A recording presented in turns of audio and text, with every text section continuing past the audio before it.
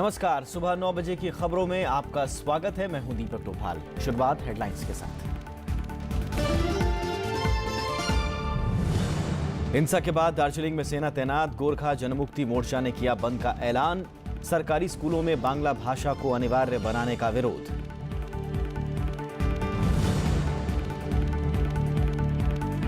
देश के कई राज्यों के किसानों में फैला आक्रोश। पंजाब और महाराष्ट्र में किसानों की खुदकुशी, मध्य प्रदेश के 7 जिले आंदोलन की चपेट में। एससीओ सम्मेलन में प्रधानमंत्री का संबोधन आज। कजाकिस्तान के द्विपक्षीय संबंधों के विस्तार पर जोर। चीन के राष्ट्रपति से भी होगी मुलाकात। ब्रिटेन में वोटों की गिनती जारी। शुरुआती रुझानों में थेरेसा मे की कंजर्वेटिव पार्टी को झटका, विपक्षी लेबर पार्टी को 50 सीटों पर बढ़त।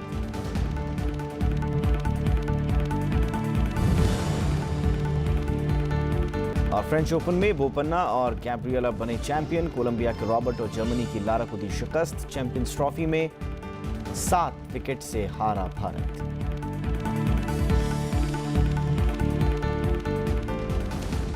दार्जिलिंग में कल राज्य सरकार के खिलाफ आंदोलन ने हिंसक रूप ले लिया। तोड़फोड़ और आगजनी के बीच कई पुलिसकर्मी घायल हुए हैं। हालात को सामान्य रखने के लिए राज्य सरकार ने सेना बुला ली है और इस बीच गोरखालैंड जनमुक्ति मोर्चा ने दार्जिलिंग में बंद का ऐलान किया है। पश्चिम बंगाल के दार्जिलिंग में गुरुवार की हिंसा के बाद सेना को तैनात किया गया है। राज्य सरकार के फैसले का विरोध कर रहे गोरखा जनमुक्ति मोर्चा के आंदोलन ने कल हिंसक रूप ले लिया।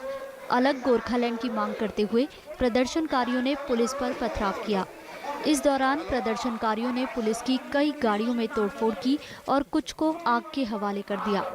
हालात काबू में करने के लिए पुलिस ने लाठीचार्ज किया और आंसू गैस के गोले छोड़े। हिंसा के दौरान कई पुलिसकर्मी घायल भी हुए। वो टीएमसी का कैडर वहाँ पे घुस के जो हमारा कैडर लोग को, हमारा युवाओं को जो पत्थर मारा, तो उसके बदले में हमारा युवाओं ने भी थोड़ा मार लिया। तो इसीलिए इसके विरोध में कल संपूर्ण पहाड़ जीटीए एरिया बंद बुलाया हम लोगों ने। गुरुवार को मुख्यमंत्री ममता बनर्जी दार्जिलिंग में कैबिनेट बैठक कर रही थी। इसी दौरान जीजेएम समर्थकों ने विरोध प्रदर्शन किया। सेना की तैनाती के बाद गोरखा जनमुक्ति मोर्चा ने आज से दार्जिलिंग में बंद बुलाया है। साथ ही एक समिति बनाने की मांग की है जो इलाके में शांति प्रयासों को सफल बनाने के लिए काम करेगी। विरोध प्रदर्शन के चलते पर्यटक पहाड़ी इलाकों में फंसे हैं। The entire place is landlocked. We are just keeping a watch on the situation. As soon as the situation, demises, we will actually take a stock of the situation. We will sit in our association meeting and take further decisions. दरअसल राज्य सरकार ने पश्चिम बंगाल के स्कूलों में बांग्ला भाषा पढ़ाए जाने को अनिवार्य किया है, जबकि गोरखा जनमुक्ति मोर्चा फैसले का विरोध करते हुए मांग कर रहा है कि गोरखा बहुल इलाकों में नेपाली पढ़ाई जाए और अगर जरूरत पड़े तो इलाकों के स्कूलों में हिंदी पढ़ाई जाए। Bureau report, Rajya Sabha TV. Madhya Pradesh में किसान आंदोलन से स्थिति तनावपूर्ण बनी हुई है। मंदसौर के बाद किसान आंदोलन राज्य के छिंदवाड़ा, शाजापुर और धार समेत दूसरे इलाकों में फैल गया है। मामले में 56 लोगों को गिरफ्तार किया गया है, जबकि 100 से ज्यादा लोगों को हिरासत में लिया गया है। उधर महाराष्ट्र के किसानों ने मांगे मानने के लिए 11 जून का अल्टीमेटम दे दिया है। मध्य प्रदेश और महाराष्ट्र के बाद अब पंजाब के किसान भी कर्ज माफी के मुद्दे पर एकजुट होना शुरू हो गए हैं। आदेश अनुसार पूर्व की सूचना केवल महिला और 10 वर्ष तक के बच्चों को 4 से 6 बजे तक की छूट देने की। मध्य प्रदेश में हालात धीरे धीरे सामान्य हो रहे हैं। मंदसौर में लोगों को जरूरी सामान खरीदने के लिए गुरुवार को कर्फ्यू में 2 घंटे की छूट दी गई। इस दौरान कोई भी अप्रिय घटना नहीं हुई। पुलिस ने हिंसक वारदात के संबंध में अब तक 56 लोगों को गिरफ्तार किया है, जबकि 100 से ज्यादा लोगों को हिरासत में लिया है। आज के जो हमारा अनुभव है उस आधार पर लग रहा है कि लोगों ने इसको बड़े सकारात्मक रूप से लिया है। शांतिपूर्ण ढंग से लोग छूट की अवधि में निकले हैं। इसको देखते हुए कल हम लोग छूट की अवधि को बढ़ाएंगे और 2-3 चीजों पर हम लोग विशेष रूप से फोकस कर रहे हैं। एक तो दूध की उपलब्धता शहर में हो। हालांकि शाजापुर में किसानों ने हिंसक प्रदर्शन किया। यहां भीड़ ने कई वाहनों को आग के हवाले कर दिया। हिंसा को रोकने के लिए पुलिस को आंसू गैस के गोले भी छोड़ने पड़े। घटना के बाद लोग दहशत में हैं। जिले में निषेधाज्ञा लागू कर दी है। लेकिन उसके बाद कुछ आसपास के गांव के वो उपद्रवी लड़के हैं, वो सब इकट्ठे हुए और यहाँ पे उन्होंने कृषि उपज मंडी में कहा कि आप प्याज खरीदी नहीं करें, तो प्याज खरीदी बंद भी कर दी थी और लॉ एंड ऑर्डर को देखते हुए। लेकिन उसके बाद से वो लगातार पुलिस के ऊपर पत्थरबाजी कर रहे हैं और किसी तरह से मानने को तैयार नहीं है। इस बीच मुख्यमंत्री शिवराज सिंह चौहान ने लोगों से शांति बनाए रखने की अपील की है। उन्होंने किसानों को भरोसा दिलाया है कि सरकार दालों के दाम नहीं गिरने देगी और किसानों को उनकी उपज के पूरे दाम दिलाएगी। राज्य सरकार ने हिंसा के हालात पर केंद्र को जानकारी भी दी है, जिसमें पुलिस की गोली से 5 किसानों के मरने की बात कही गई है। जानकारी के मुताबिक किसान आंदोलन राज्य के 7 जिलों में फैल चुका है। उधर महाराष्ट्र में भी किसान आंदोलन जारी है।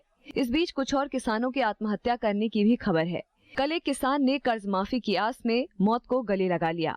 मरने से पहले किसान ने एक चिट्ठी भी लिखी, जिसमें किसानों की मांगें पूरी करने की बात लिखी गई। वहीं नासिक के किसान संगठनों की बैठक में आंदोलन को व्यापक बनाने और 16 जून को दिल्ली में विरोध प्रदर्शन को सफल बनाने पर चर्चा हुई। सांसद राजू शेट्टी ने कहा कि मध्य प्रदेश के किसानों के साथ बर्बरता बर्दाश्त नहीं की जाएगी। वहाँ के किसान परिवारों को मिलकर मैं उनको ये भरोसा दिलाऊंगा कि वो अकेले नहीं है, वो लड़ाई अकेले मध्य प्रदेश के किसानों की नहीं, पूरा देश उनके पीछे खड़ा है। और हम ये जो किसान शहीद हुए उनका बदला अवश्य दिलाएंगे। महाराष्ट्र के साथ मध्य प्रदेश में 1 जून से किसान आंदोलन चल रहा है। दोनों ही राज्यों के किसान कर्ज माफी और फसलों के उचित मूल्य जैसी मांगे कर रहे हैं। रविंद्र सिंह शोराण के साथ ब्यूरो रिपोर्ट, राज्यसभा टीवी। और इससे पहले गुरुवार को मंदसौर जाते समय हिरासत में लिए गए कांग्रेस उपाध्यक्ष राहुल गांधी को रिहा कर दिया गया। प्रशासन ने भी राहुल गांधी को मध्य प्रदेश राजस्थान सीमा पर मारे गए किसानों के परिवार से मिलने की मंजूरी दी। राहुल गांधी ने केंद्र और राज्य की बीजेपी सरकार को किसानों की बदहाली के लिए जिम्मेदार ठहराया। उधर बीजेपी ने कांग्रेस पर किसानों के मुद्दे पर राजनीति करने का आरोप लगाया है। मंदसौर में आंदोलन में मारे गए किसानों के परिजनों से मिलने कांग्रेस उपाध्यक्ष राहुल गांधी बुधवार को उदयपुर से सड़क मार्ग से रवाना हुए। उन्होंने बीच रास्ते में कार छोड़कर मोटरसाइकिल से दूसरे रास्ते से मंदसौर पहुंचने की कोशिश की, लेकिन नीमच के नया गांव में मध्य प्रदेश पुलिस ने उन्हें हिरासत में ले लिया। हिरासत में लिए जाने के बाद राहुल गांधी ने कहा कि राज्य सरकार मुझे किसानों से मिलने नहीं देना चाहती। उन्होंने किसानों की बदहाली के लिए बीजेपी सरकार को जिम्मेदार बताया। नरेंद्र मोदी हिंदुस्तान के सबसे अमीर लोगों का 1,50,000 करोड़ रुपया माफ किया है। किसानों का माफ नहीं कर सकते, किसानों को सही रेट नहीं दे सकते, किसानों को बोनस नहीं दे सकते, किसानों को मुआवजा नहीं दे सकते, किसान को सिर्फ गोली दे सकते हैं, गोली। मध्य प्रदेश के पूर्व मुख्यमंत्री और कांग्रेस महासचिव दिग्विजय सिंह और जेडीयू नेता शरद यादव भी राहुल गांधी के साथ थे। किसानों को कंसोल करने, उनकी मांग के साथ खड़ा होने के लिए हम योग आए हैं। हमारा और कोई मकसद नहीं है, लेकिन हम लोग 3 लोग थे, हमने कोई किसी तरह का कानून नहीं तोड़ा, तब भी ये लोग हमको जाने नहीं दे रहे, हमको रोके हुए हैं। बीजेपी ने कांग्रेस और विपक्षी दलों पर किसानों के मुद्दे पर राजनीति करने का आरोप लगाया है। आज जो घटना हुआ, उस घटना को थोड़ा और भी प्रज्वलित करके एक पॉलिटिकल रूप देके आंदोलन को बढ़ाने के लिए कांग्रेस पार्टी प्रयास कर रही है, बहुत दुर्भाग्यपूर्ण है। मध्य प्रदेश सरकार का कहना है कि प्रशासन मंदसौर में शांति बहाली की कोशिश कर रहा है और सुरक्षा के हालात के चलते कांग्रेस नेताओं को रोका गया है। मध्य प्रदेश के मुख्यमंत्री शिवराज सिंह चौहान ने लोगों से शांति बनाए रखने की अपील की है। चर्चा करके समस्याओं का समाधान हो सकता है, लेकिन कुछ अराजक तत्व प्रदेश को हिंसा की आग में झोंकना चाहते हैं, उनसे हम सख्ती से निपटेंगे। उनके मंसूबे कामयाब ना होने दें, शांति बहाली में सहयोग करेंगे। मंदसौर में मंगलवार को किसानों के प्रदर्शन के दौरान पुलिस फायरिंग के मुद्दे पर अब सियासत भी तेज हो गई है। मंदसौर से रविंद्र सिंह चौहान, राज्यसभा टीवी। और रिहा होने के बाद कांग्रेस उपाध्यक्ष राहुल गांधी ने राजस्थान के डोरिया में मंदसौर पुलिस फायरिंग में मारे गए किसानों के परिवारों से मुलाकात की। उन्होंने पीड़ितों से अपनी संवेदना जाहिर की। राहुल गांधी ने कहा कि इन लोगों की मांग है कि मारे गए किसानों को शहीद का दर्जा दिया जाए। उन्होंने कहा कि कांग्रेस ये बात उठाएगी और उनकी पूरी मदद करेगी। साथ ही संसद में भी ये मुद्दा उठाने की बात राहुल ने कही। और रविंद्र सिंह शोराण इस वक्त हमारे साथ जुड़ चुके हैं मंदसौर से। रविंद्र, प्रशासन क्या कह रहा है? कुछ ढील जरूर दी गई है, लेकिन पूरी तरह से हालात कब तक काबू में हो पाएंगे? जी दीपक, देखिए लगातार यहाँ प्रशासन की तरफ से कोशिश की जा रही है। मुख्यमंत्री और डीजीपी से लेकर तमाम आला अधिकारी लगातार क्लोजली वॉच कर रहे हैं पूरी पोजीशन को। सीआरपीएफ, बीएसएफ और तमाम अर्धसैनिक बलों की टुकड़ियों को यहाँ पर तैनात किया गया है। हालात जो है वो धीरे धीरे सामान्य होने की तरफ लगातार आगे बढ़ रहे हैं। कल जो ढील दी गई थी उसके बाद लग रहा है कि आज उस ढील को जो बढ़ाने के लिए प्रक्रिया जो है वो चल रही है। और जरूरी सामान हालांकि यहाँ पर अभी तो मिलने में तकलीफ आ रही है लोगों को, खासतौर पर बच्चों को और बीमार है उनकी दवाओं को लेकर तकलीफ आ रही है। इस बात का प्रशासन विशेष तौर पर ध्यान दे रहा है कि कैसे उन मूलभूत सुविधाओं को दोबारा से लोगों तक मुहैया कराया जाए। कल हिंसा की कोई बड़ी वारदात इस इलाके में देखने को नहीं मिली, जिसके बाद से प्रशासन थोड़ा उत्साहित है कि धीरे धीरे पटरी पर जीवन वापस लौट रहा है। हालांकि मुख्यमंत्री की तरफ से जब एक इनविटेशन एक्सटेंड किया गया है, तमाम कदम उठाए गए हैं, लेकिन अब देखना ये होगा कि कब तक पूरी तरह से हालात सामान्य होते हैं। शुक्रिया रविंद्र इस तमाम के लिए। और इधर पंजाब के किसान भी कर्ज माफी के मुद्दे को उठा रहे हैं। राज्य के किसान आंदोलन की तैयारी में भी हैं। इसी सिलसिले में गुरुवार को चंडीगढ़ में कई किसान नेता जुटे। पंजाब के किसानों ने 12 जून से अपनी मांगों को लेकर आंदोलन शुरू करने की चेतावनी दी है। इससे पहले 10 जून को दिल्ली में दूसरे किसान संगठनों के साथ बैठक की जाएगी। इस बीच पंजाब के फतेहगढ़ में एक किसान ने कर्ज के संकट से छुटकारा पाने के लिए आत्महत्या कर ली। प्रधानमंत्री नरेंद्र मोदी कजाकिस्तान में जारी शंघाई सहयोग संगठन के सम्मेलन को आज संबोधित करेंगे। इससे पहले गुरुवार को वो राजधानी अस्ताना पहुंचे थे। प्रधानमंत्री ने कजाकिस्तान के राष्ट्रपति नूरसुल्तान नजरबायेव से मुलाकात की। दोनों नेताओं ने आपसी संबंधों को आगे बढ़ाने पर बातचीत की। प्रधानमंत्री का चीन के राष्ट्रपति शी जिनपिंग समेत कई विदेशी नेताओं से मुलाकात का भी कार्यक्रम है। एससीओ सम्मेलन में भारत और पाकिस्तान को शंघाई सहयोग संगठन की पूर्ण सदस्यता मिलेगी।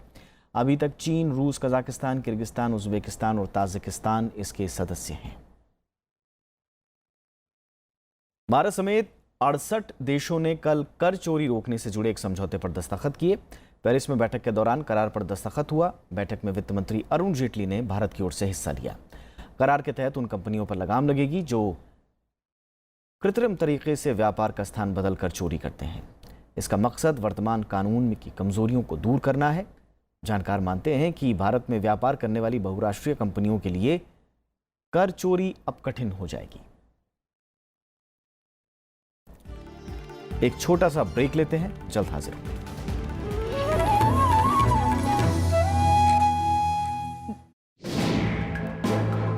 हिंदी का क्रांतिकारी उपन्यासकार, आंचलिक शब्दों को मुख्य धारा से जोड़ने वाला साहित्यकार, पर्दे पर लोक साहित्य की छटा दिखाने वाला बेजोड़ रचनाकार। उनकी नजर उनका शहर में फणीश्वरनाथ रेणु का रचना संसार।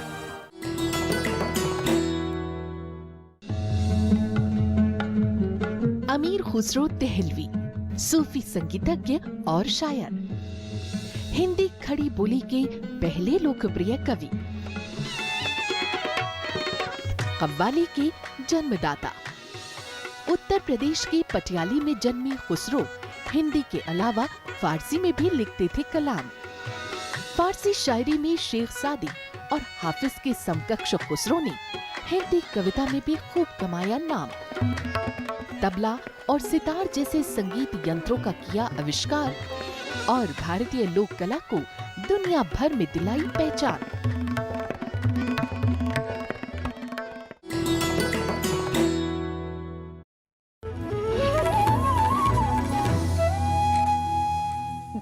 मांस के लिए जानवरों की खरीद फरोख्त पर पाबंदी के खिलाफ गुरुवार को केरल विधानसभा ने प्रस्ताव पारित किया। इसमें केंद्र से अधिसूचना रद्द करने की मांग की गई है। इससे पहले सदन में एलडीएफ और यूडीएफ ने इसे केंद्र का तानाशाही कदम और राज्यों के अधिकार में दखल करार दिया। बूचड़खाने के लिए मवेशियों की खरीद फरोख्त को लेकर केंद्र सरकार के नोटिफिकेशन के खिलाफ केरल विधानसभा का विशेष सत्र बुलाया गया। कार्यवाही में सत्ता पक्ष एलडीएफ और विपक्ष यूडीएफ दोनों ने केंद्र के इस कदम का विरोध किया और इसे तानाशाही रवैया बताया। मुख्यमंत्री पी विजयन ने कहा कि केंद्र का ये आदेश संघीय ढांचे के खिलाफ है और ये लोगों के खाने पीने की आदत पर दखल देने की कोशिश है। मुख्यमंत्री ने चर्चा के दौरान पाबंदी का कृषि, डेयरी, चमड़ा और मीट निर्यात उद्योग पर इसके नकारात्मक असर के बारे में बात की।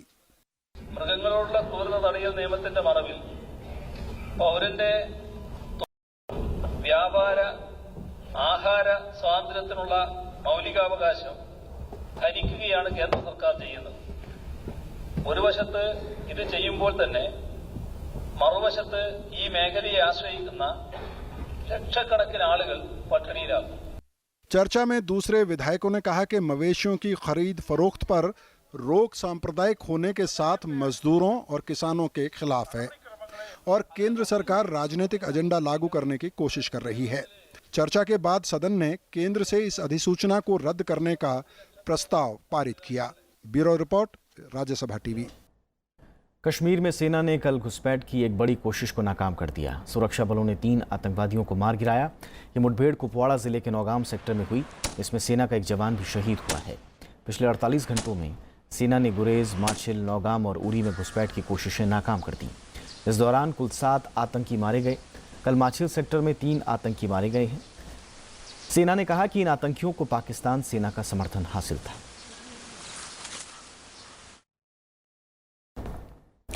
देश भर के पेट्रोल पंपों पर अब 16 जून से हर दिन पेट्रोल और डीजल नई कीमतों पर मिलेंगे। केंद्र सरकार पेट्रोल और डीजल पर डायनामिक दाम लागू करने जा रही है। 5 शहरों में पहले से ही ये पायलट प्रोजेक्ट चल रहा है।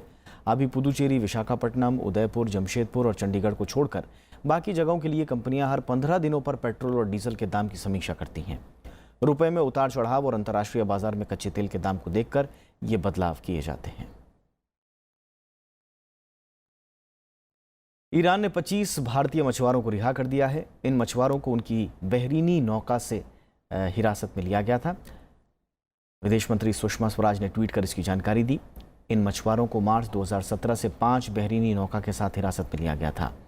विदेश मंत्री ने तेहरान स्थित भारतीय दूतावास को भी बधाई दी है।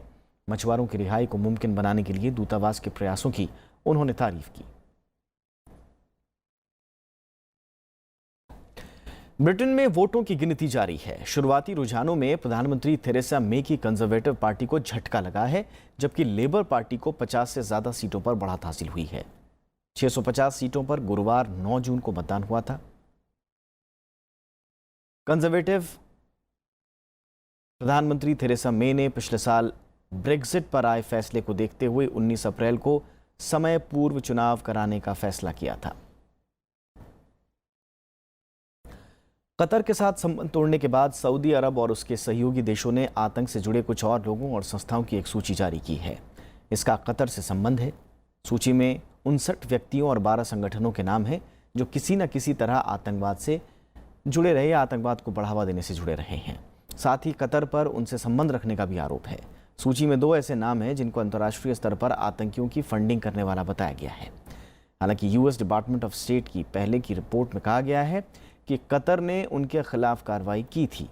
सऊदी अरब, संयुक्त अरब अमीरात, मिस्र और बहरीन ने बयान जारी करके कहा कि ये सूची कतर से जुड़ी हुई है और इससे कतर की पॉलिसी का दोहरापन साफ झलकता है।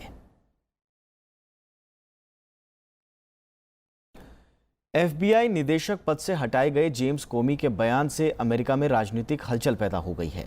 सीनेट में दिए गए बयान में कोमी ने कई चौंकाने वाले खुलासे किए। ये तस्वीरें हैं सीनेट के सामने पेश किए गए जेम्स कोमी के लिखित बयान की। 7 पेज के बयान में उन्होंने कहा कि राष्ट्रपति डोनाल्ड ट्रंप ने पूर्व सुरक्षा सलाहकार माइकल फ्लिन के खिलाफ जांच बंद करने के लिए कहा था। कोमी ने आरोप लगाया कि इस मामले में ट्रंप ने उनसे वफादारी की मांग की थी। इसके बाद विपक्षी डेमोक्रेटिक पार्टी ने तल्ख रवैया अपना लिया और वो डोनाल्ड ट्रंप के खिलाफ महाभियोग लाने की तैयारी में है। This is a difficult time for our country. We need governance that is competent and that there respects the rule of law. The standard for high crimes and misdemeanors has been met, and I think that will be further confirmed when we hear Comey testify in person tomorrow. Congress की सुनवाई के लिए इसे कोमी का शुरुआती बयान माना जा रहा था, लेकिन खुफिया मामलों पर सीनेट सेलेक्ट कमेटी ने इसे बैठक से एक दिन पहले ही जारी कर दिया। शुक्रवार को सेलेक्ट कमेटी के सामने जेम्स कोमी अपनी बात रखेंगे। जानकार इस सुनवाई को अमेरिकी राजनीति के लिए बेहद अहम मान रहे हैं। When it comes to Comey's statement, much of what he has put in the statement had already been leaked to the press, that we already knew about, that there are plenty of uncomfortable moments between the FBI director and President Trump. Report जारी होने के चंद घंटे बाद ही Donald Trump Ohio से white house पहुंच गए। असल में अमेरिकी राष्ट्रपति चुनाव में रूस की भूमिका के संदर्भ में जेम्स कोमी मामलों की जांच कर रहे थे। कोमी उस वक्त FBI के प्रमुख थे और तहकीकात के दौरान उन्होंने पूर्व राष्ट्रीय सुरक्षा सलाहकार माइकल फ्लिन को तलब किया था। डेमोक्रेटिक पार्टी का कहना है कि ट्रंप ने जांच रोकने की बात कर न्याय में बाधा पहुंचाई है। Bureau report, Rajya Sabha TV. French open tournament में भारत के रोहन बोपन्ना और कनाडा की ग्रेबियला डाब्रोस्की की जोड़ी ने कल मिक्स्ड डबल्स के खिताब में जीत हासिल की। फाइनल्स मुकाबले में इस जोड़ी ने रॉबर्ट फारा और लीना ग्रोएनफील्ड की जोड़ी को 2-6, 6-2, 12-10 से शिकस्त दी। बोपन्ना और ग्रेबियला की जोड़ी ने पहले सेट हारने के बाद शानदार वापसी की। आखिरी सेट सुपर टाई ब्रेकर तक चला और उन्होंने मुकाबला 12-10 से जीत लिया। बोपन्ना दूसरी बार किसी ग्रैंड स्लैम के फाइनल में पहुंचे थे। जीत के साथ ही वो ग्रैंड स्लैम खिताब जीतने वाले चौथे भारतीय हो गए हैं। चैंपियंस ट्रॉफी के ग्रुप बी मुकाबले में श्रीलंका ने कल भारत को 7 विकेट से मात दे दी।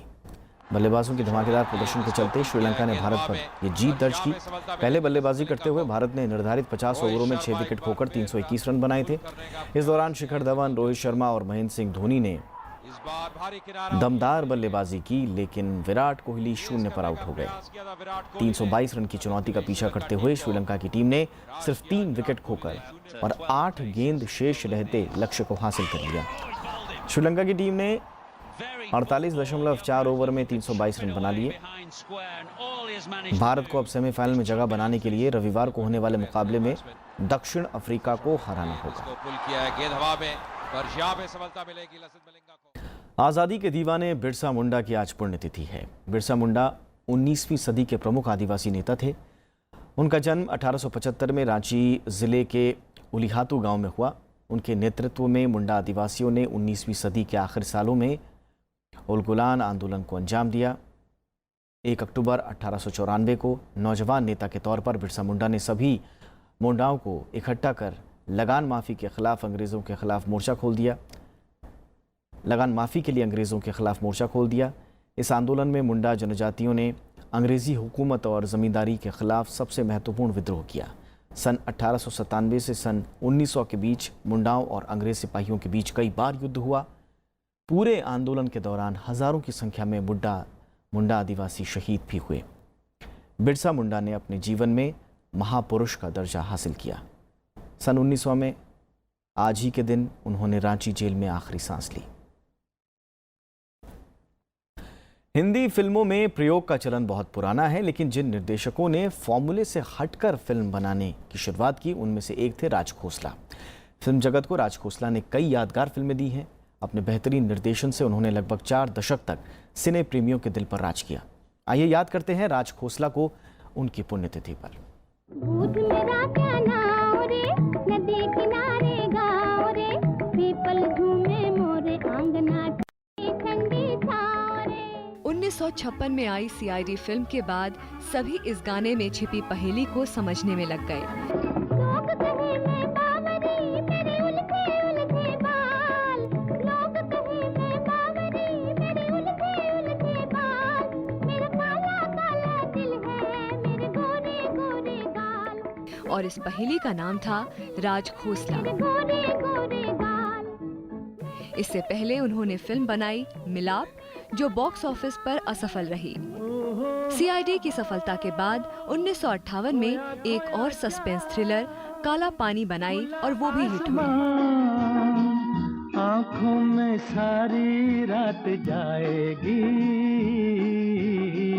तुमको भी कैसे नींद आएगी। ओ खोया खोया चांद। लेकिन राज खोसला सिर्फ एक धारा में बहने वाले नहीं थे। उन्होंने अजीबोगरीब परिस्थितियों में पनपती एक तरफा प्रेम कहानी पर फिल्म बनाई, बम्बई का बाबू। मस्ताना हुआ दिल जाने कहाँ होके बाहर आया, जाने कहाँ होके बाहर आई।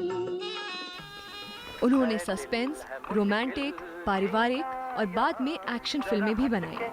लेकिन एक चीज जो हर फिल्म में कॉमन थी वो था बेहतरीन कहीं संगीत। बिल्डिंग, कहीं ड्राम में, कहीं मोटर, कहीं मिलता है यहाँ सब कुछ, एक मिलता नहीं दिल। मैं तुलसी तेरे आंगन की को फिल्म फेयर अवार्ड भी मिला। तेरे आंगन की।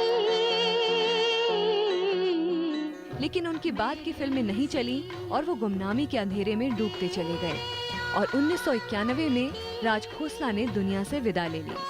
Bureau report, Rajya Sabha TV.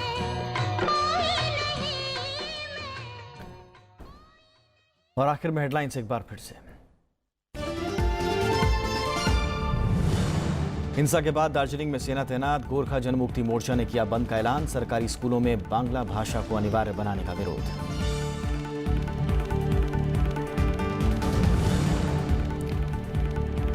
देश के कई राज्यों के किसानों में फैला आक्रोश। पंजाब और महाराष्ट्र में किसानों की खुदकुशी, मध्य प्रदेश के 7 जिले आंदोलन की चपेट में।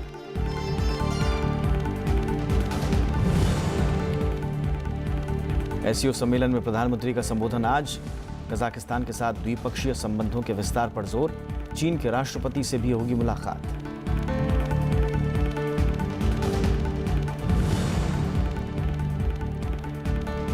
ब्रिटेन में वोटों की गिनती जारी। शुरुआती रुझानों में थेरेसा मे की कंजर्वेटिव पार्टी को झटका, विपक्षी लेबर पार्टी को 50 सीटों पर बढ़त।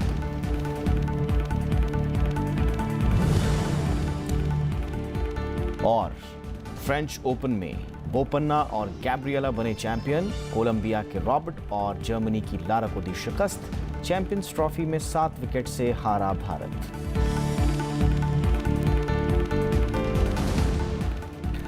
फिलहाल खबरों में इतना ही, लेकिन आगे देखिए ग्राउंड रिपोर्ट।